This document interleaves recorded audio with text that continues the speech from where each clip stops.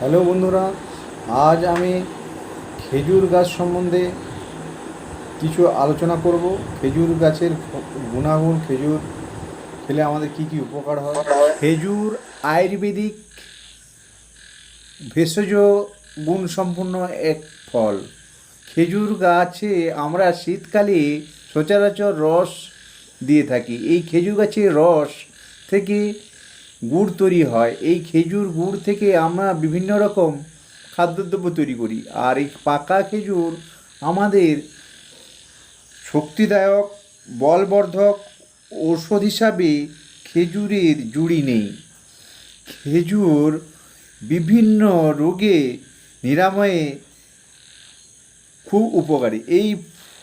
এই ফল খুব সুস্বাদু ও বলবর্ধক ও হৃদরোগ, বিষক্রিয়া, জ্বর, পেটের পীড়া, পাতলা পায়খানা, গলা ব্যথা, কোষ্ঠকাঠিন্য, মাথা ব্যথা, ঠান্ডা, কফ, নারীদের শ্বেতপদর, শিশুদের রিকেট নিরাময়ে এই ফল খুবই কার্যকারী।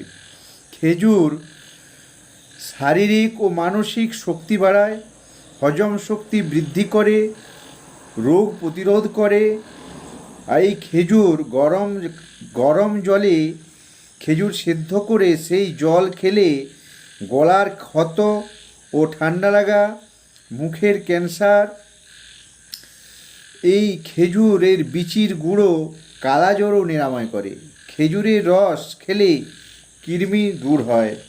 খেজুর গাছের প্রত্যেকটি অংশই আমরা বিভিন্ন কাজে ব্যবহার হয়। খেজুরের পাতা থেকে আমাদের মাঞ্জুর তৈরি করা হয় ও চাটাই তৈরি করা হয়।